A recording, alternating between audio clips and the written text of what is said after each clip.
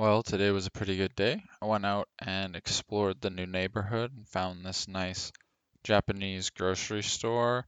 They had a little community monthly magazine, all in Japanese. Nice immersion material. I got some snacks and some tea and some not really groceries, but I did pick up some natto. If you know what that is and you like it, welcome to the master race. If you don't like it, then you're still a child. Anyways, get on that fermented soybean game. It's good for you. They taste beautiful. It tastes like buttered popcorn to me. I don't know. Some people taste like stinky feet, but I digress. Today I wanted to talk about this sort of feeling of like getting better and how it kind of changes your attitudes. So like in the beginning for like I would say the first 6 months to a year, there was a lot of just faith that things were going to work. Like, it didn't feel like things were working doing immersion. Yeah, you get to understand a little bit more here and there. And I mean, like, I wasn't going all in like some people did. And I was kind of taking it a lot about out of these videos. It was like, okay, well, either it's impossible to get good at Japanese, and all these people making update videos are lying to themselves as like a coping mechanism, or immersion actually works.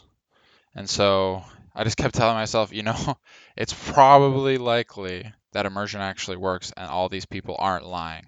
So that I kept going. And eventually, more and more, you just are like, oh yeah, this does work. I'm getting way better. But there was so many moments that was just like, you just had to keep faith that it was going to work. And I'm glad I did. And one of the things I noticed as I got better is like my own personal coping mechanisms, I like relied on less and less. So for instance, like I would go online and I would see people kind of poo-pooing on immersion learning and being like, no, you need to study grammar, you need to do this. And I would go in and I would be like, no, immersion's all you need, even though, I'd been immersing for like what, 3 months at that point or something like that. And I would just be trying to convince people as like my way of, telling myself I made the right decision to do immersion. If I could convince someone else that this was the right way to do things, it would feel good that, I made the right decision, right? Because somebody else thinks it's right too. And so it was like a kind of a way of coping. Like I wasn't fully sure myself if this was the right thing to do. So I had to make sure that everybody else thought it was the right way. Or, maybe somebody else was saying, you know, in the back of my mind, I was kind of like maybe looking for someone who had tried immersion and it didn't work.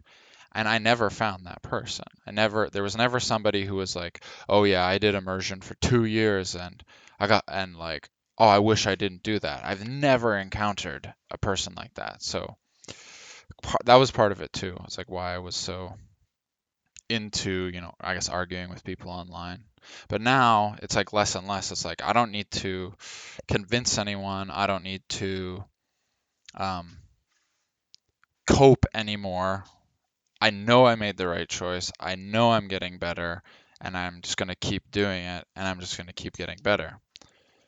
So, yeah, if you're in those early stages and you're having those feelings of like, ah, did I make the right choice? Is this working? And you're having to go on a little bit of faith. Well, this is, have faith because like it's going to work. You just put in the time in the immersion, you're going to get a lot better, and you're going to get a lot better fast.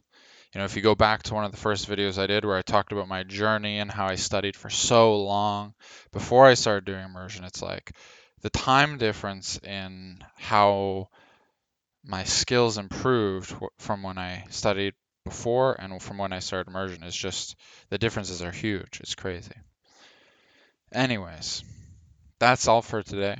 Thanks for watching and listening. As always, leave your comments below. I love to read them, and I'll see you next time.